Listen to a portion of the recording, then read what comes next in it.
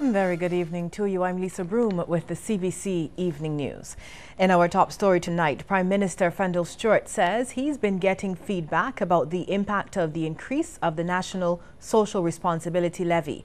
Prime Minister Stewart, who's attending the CARICOM summit in Grenada, maintains it has been a difficult choice for government.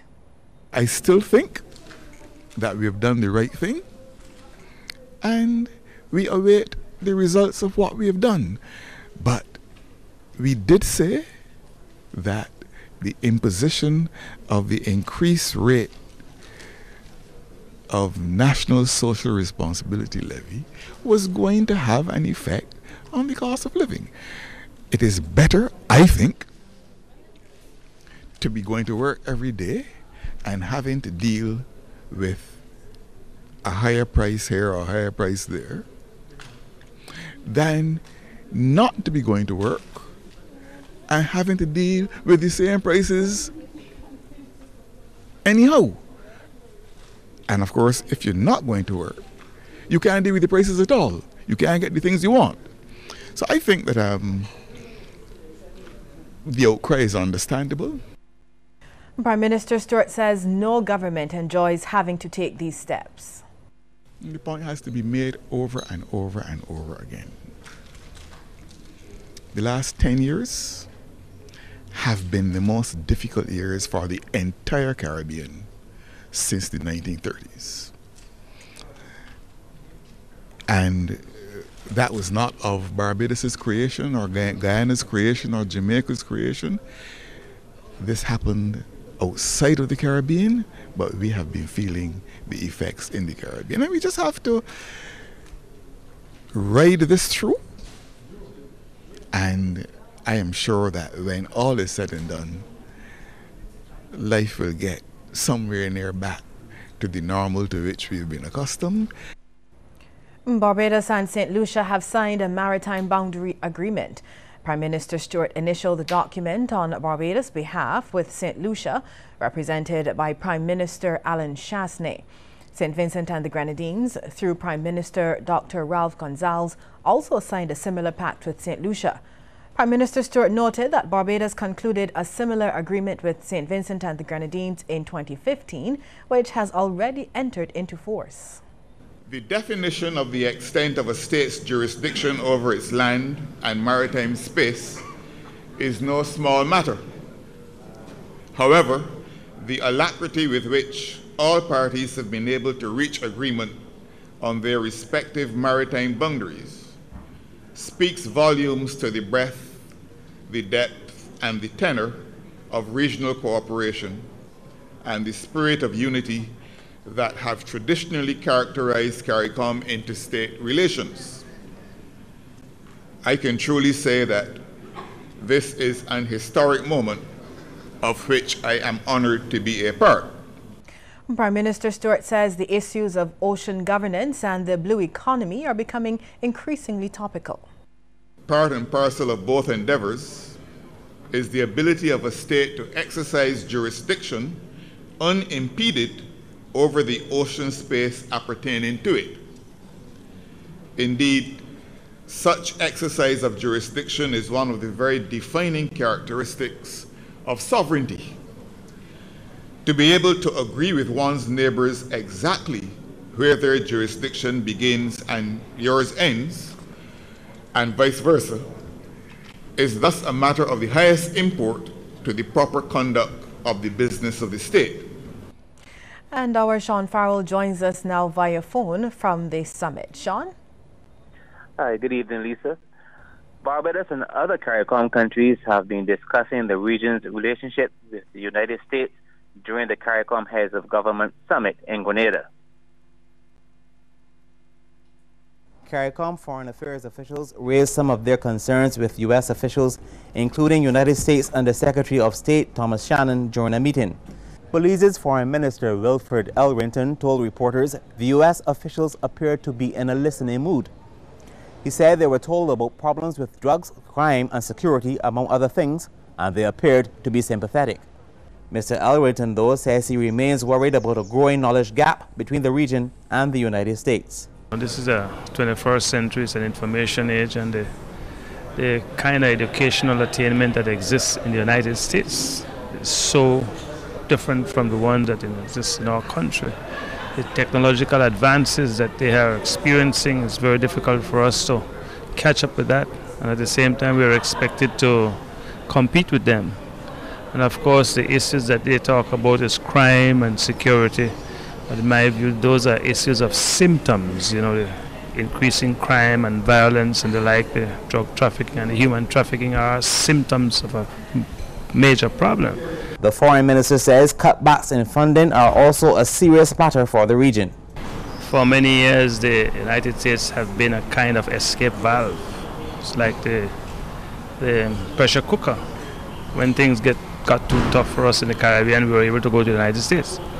Now that is going to be severely curtailed by the emphasis that they are putting on the wall and the border security.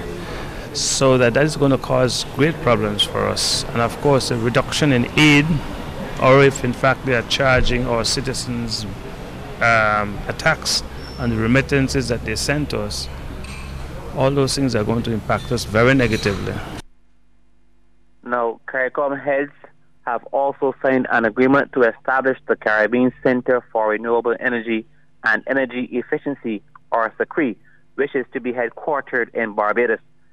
CCRE will be part of a wider network of regional sustainable energy centers for small island developing states in Africa, the Caribbean, Pacific, and Indian Ocean.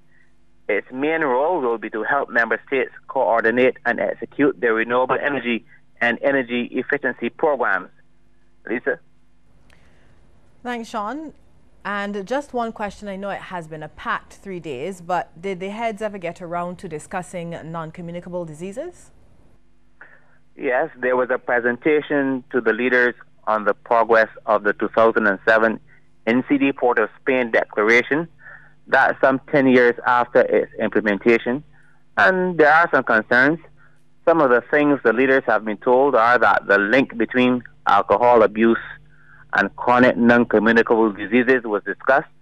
Some officials have complained that little has been done to curb the harmful effects of too much drinking. They say the reason could be that rum is still viewed positively as a part of our heritage and culture, and it's linked to festivals. Another shortcoming identified is the need to enforce greater tobacco control. The spotlight was also placed on sweet drinks, that more soft drinks are consumed in the Caribbean than anywhere else in the world. Per capita, that's about 2 soft drinks per person per day. And some good news for Barbados. Barbados has been praised for its decision to address the problem with its tax on sweetened beverages, and other CARICOM countries are being encouraged to do the same. Lisa? Thanks very much, Sean. That was our Sean Farrell bringing reports from St. George's, Grenada. He and the team of cameraman Patrick Murray and Sharika Griffith, the other reporter. Thanks to all of you. Well, Acting Prime Minister Richard Seeley says Barbados will be one of the countries that will implement the U.S. Caribbean Strategic Engagement Act. His comments came last evening during the United States Independence Day celebrations at its embassy in Wilde. Rianne Phillips reports. The acting Prime Minister believes the act, which was mandated by Congress last year, is a plus for U.S.-Caribbean relations. He also foresees benefits for Barbados. The strategy's 6 areas of focus: security, prosperity, energy, diplomatic engagement, health and education are consistent in large measure with areas of strategic importance for Barbados. And very important, its recommendation for annual political dialogue between the United States and our region will call for regular, high-level political consultations, focusing on all aspects of cooperation. Scores of invited guests and members of the diplomatic corps attended the independence celebrations. They heard of some of the ways which the U.S. has been helping the region. This strategy focuses on 6 key elements: prosperity, security, diplomacy, education, health, and energy. In terms of security, we continue to work in tandem with governments in the region to dismantle trafficking and terrorist networks, enhance maritime security, confront violent crime, and increase the sharing of threat information among countries. The night's activities also included the presentation of colors, the cutting of the cake, and a toast. To freedom, democracy, and enduring friendship between Barbados and the United States of America. Cheers. Cheers. Rianne Phillips, CBC News. Thanks very much, Rianne. Well, more sharks could mean more tourism for Barbados. This perspective is coming from a popular diving instructor and marine biologist amid recent concerns about shark appearances in the waters around the island. Kareem Smith has that story. Just over a week ago, this almost 260-pound mammoth caught at Sergeant's Beach, St. Philip, sparked widespread debate. Many started questioning whether the waters off the island are still safe for swimming, diving and recreational activities. However, marine biologist and diving instructor at Barbados Blue, Andre Miller, isn't one of them. Don't believe the hype. We need more sharks in our waters. According to Mr. Miller, sharks are the most majestic creatures in the ocean. He wants to see more of them coming to our shores, saying the creatures are considerably less harmful than a number of other threats. The coconut trees are around us right now. Coconuts falling from trees hurt tourists around this world and kill a few. And almonds, more than sharks. Pigs hurt more people than sharks. We actually want more sharks because it's the apex predator. Every ecosystem needs the apex predator to be healthy. Right now, the majority of sharks and turtles, for that matter, are all endangered. And both of those groups of animals are prehistoric animals, 60, 70 million years old. We just came to the party and we are now the ones getting rid of them. In fact, Mr. Miller says much of the danger posed is through the methods used by fishermen to catch big fish. He says many of them are tainting the waters of the island with copious amounts of blood and dead chickens, a practice that would definitely endanger human life. Apart from that, he says shark sightings are a vacation highlight for thousands of tourists worldwide, and it's time that Barbados cashes in. This is why we were training hundreds of kids to swim. This is why Robert has been training so many people to dive over the last couple of years. Groups of children from Duke at Edinburgh, from children's homes.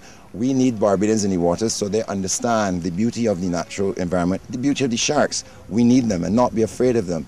If we had more sharks in Barbados, we'd have more dive operators. We'd also have more tourists, as strange as that sounds. Mr. Miller says at this stage, sharks are much more likely to be spotted on the island's east and northeastern coastlines where bathers are less likely to go.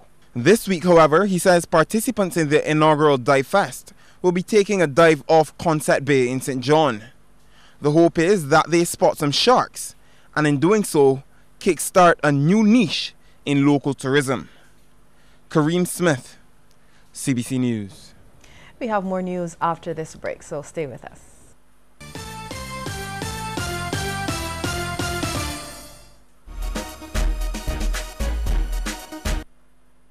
Don't let your data experience slow you down. Step up to Digicel, Barbados' fastest 4G network, more than twice as fast as the slow network. Get more with Digicel.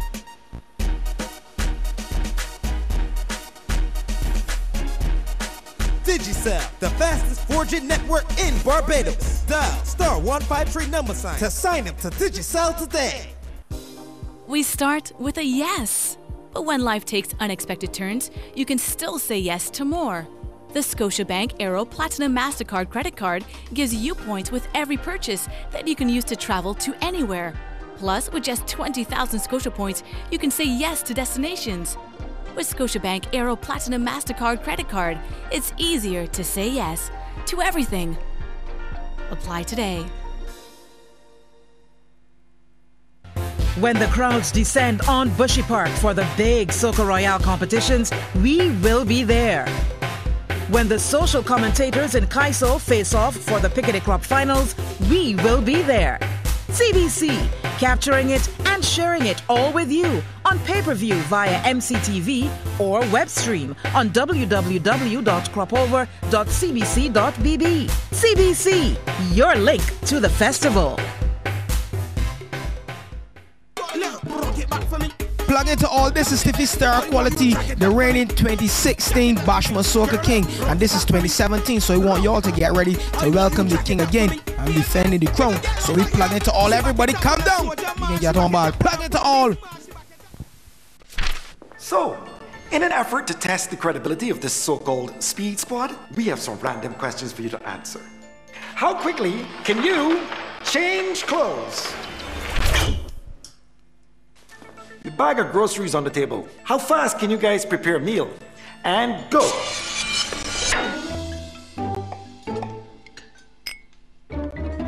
All right. Which network gives you the speed you prefer and enjoy? Join the fastest team and shift your Flow Fiber broadband into high gear by upgrading now at no extra cost for 3 months. Plus, enjoy the best of Flow TV for free. Last question. Who's the fastest? I had to ask. Upgrade now.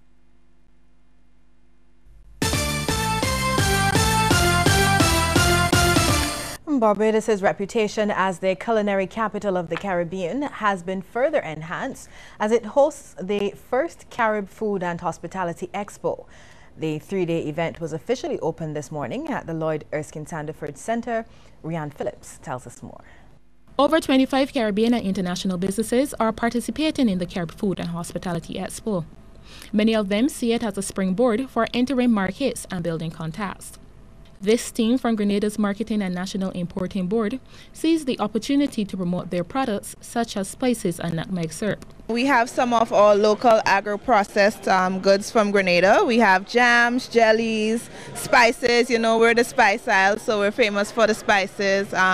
Nutmeg, cinnamon. We have the famous Grenadian nutmeg spray that's good for arthritis and joint pains and some of that. And we also have our brochures for local produce. We are a local produce, fresh local produce company, and we export throughout the region internationally. So we're in Barbados today looking for clients. Power Foods is just one of 5 businesses from the UK in the expo.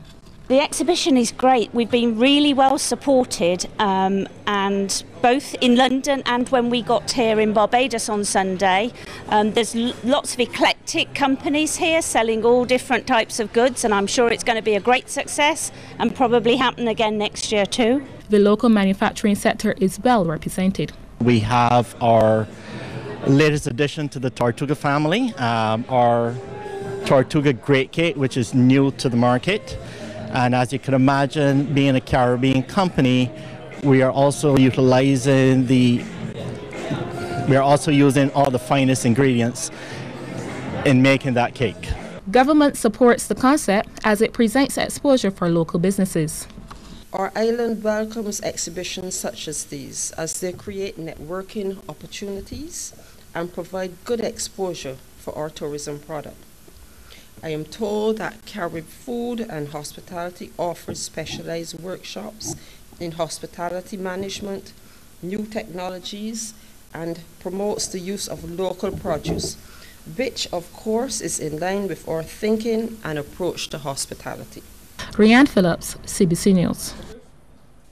Hotelier Gail Talma is the 35th Barbadian whose contribution to country was recognized by the Citizens of Barbados Rewards and Recognition Committee. She was the toast of the day during a special event hosted at the St. James Primary School.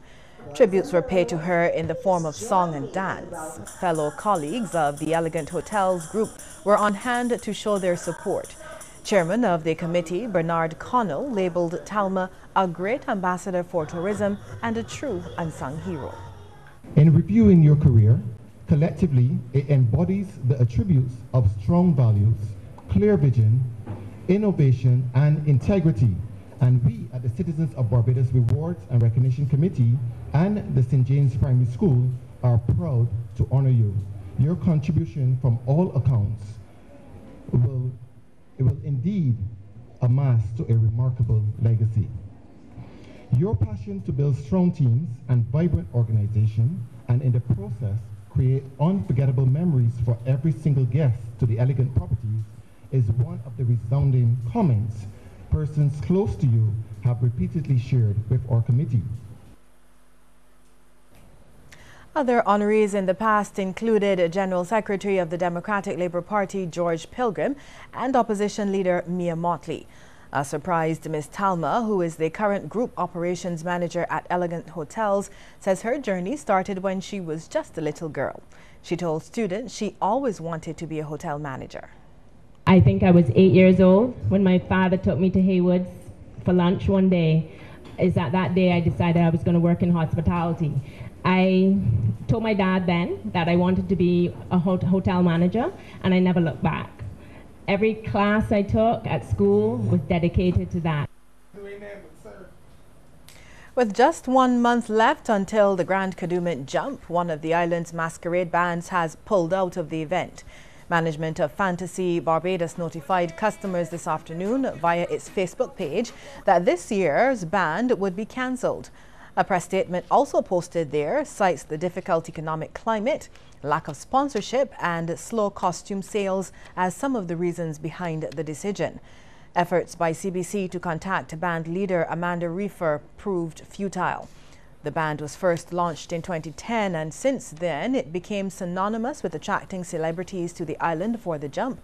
Among its clients, Columbus Short from the hit series Scandal, as well as Rotimi and Naturi Naughton from the TV series Power. It's the end of the school term leading to the long summer holiday, and traditionally it means liming in the city. In the past, it has attracted some concern and there have been incidents which involve the police.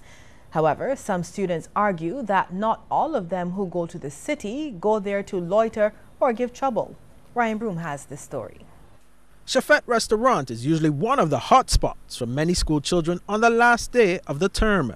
They usually meet up with friends to enjoy meals from the popular restaurant, to the point where it has become a bit of a tradition for them over the years. However, this year, the Royal Barbados Police Force issued a warning to school children not to be caught loitering after school hours. But some children who spoke to CBC News say that not every student who goes to Bridgetown on the last day of school goes to loiter. Some students say they pass through the city to get home, while others say they go to meet their parents or family members. Well, to be honest, Chafette. That is the honest reason. Most people come down just to go in Chafette. Yeah, people usually come just to hang out with their friends. They don't get to do it during the regular school time because they have to get home, they have to do homework and all that sort of stuff. But the last day gives them a chance to just have a little fun. We come to town to hang out with our friends for the last day because we know that we're not going to see them like as much as we see them at school, and you want to enjoy your last day with your friends and stuff like that. However, Josiah Stevens Nelson says there are some children who come to fight with other students. Well, to be honest, some of them come down to fight, which is, to me, stupid, because the people that fight in that school now, they end up going to court and then they regret what they did. So I don't think that those people should be allowed to come down. If they come down, police should be watching them carefully. One parent, Bridget Small, who collected her child from school, believes students should head home right after school is dismissed. When school finishes, should be heading for home. I don't think that your kid should be on the road that kind of late. You finish school, that's what I always told my son. I said, when you finish school, take the bus and come straight home. And that is the right thing to do. However, Managing Director of Woolworth Store, Martin Bryan, says students are usually idling in the store. Today has been actually the quietest last day we have seen, I think, ever. Normally, the last day of school, you get, scores of students coming in groups of 10, 15, and they're not really coming to shop. One or two are coming to shop, but they're coming to idle around, loiter, get in trouble, shoplift, etc. Not all of them, but certainly when they come in, these kind of big groups, they get excited. But we haven't seen any whatsoever today, to be quite honest with you. Mr. Bryan says he is proud of the Royal Barbados Police Force for their efforts to control the number of children on city streets at the end of the school term. Ryan Broom, CBC News. We'll take a break here, but when we come back, news from the region. I have diabetes and every decision I make is important. I choose Glucerna to maintain a healthy nutrition. I drink it and recommend it to my patients. Glucerna with Carb Steady is designed for people with diabetes, helps minimize blood sugar spikes, and it's delicious. Glucerna, your good decision of the day. The globally harmonized system of classification and labeling of chemicals. GHS. Be careful, read the label. It's safety awareness for all people. Be careful and read the label. Safety while using chemicals is our goal. Global labeling, communicating safety information to you. So read your label and please be sure before you pour. The globally harmonized system of classification and labeling of chemicals. GHS. Fluffy girl. Arch your back and work on it. Arch your back, work on it. Hold your ankles, they sit on it. Girl, you fat but you fit. Squat on it. Yes, it's your girl Lady Essence, and I am a finalist for the Bashment Soca competition going down at Kensington Oval, July 7th. So I want everybody come out because I'm ready to take that crown with my fluffy divas. Watch Fatty!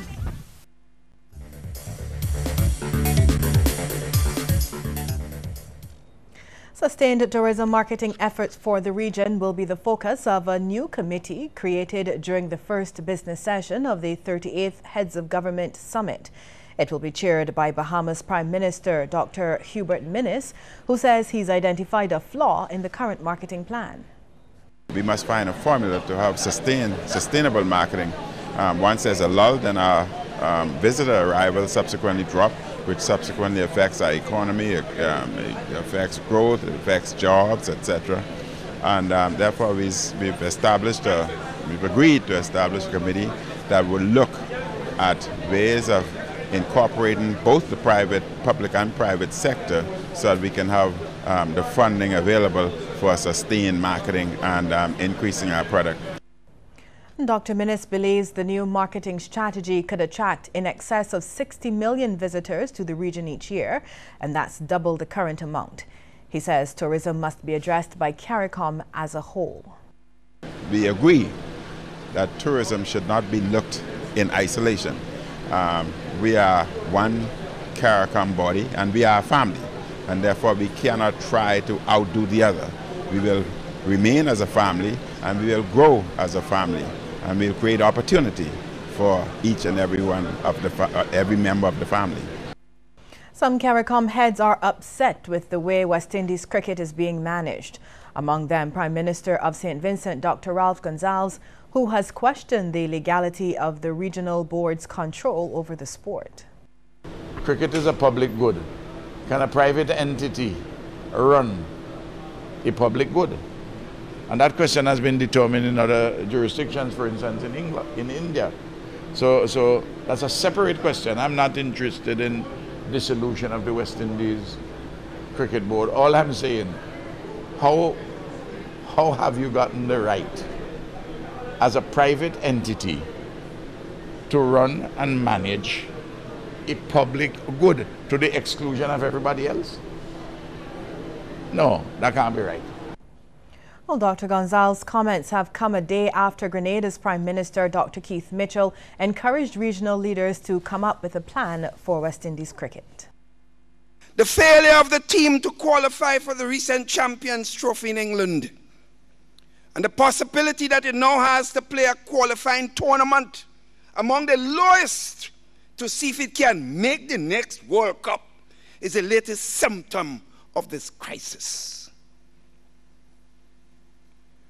The West Indies Cricket Board, as is presently constituted, has long ceased to pay attention to the alarm bells. The question, therefore, must be, my colleagues and my brothers and sisters, are we going to fiddle in disunity while West Indies cricket burns? Do we stand by and do nothing as the current system almost renders the regional game irrelevant? Well, we'll give you a peek into the world of sports in just a moment. But before we get to that, here's a tip from Cooperators General Insurance.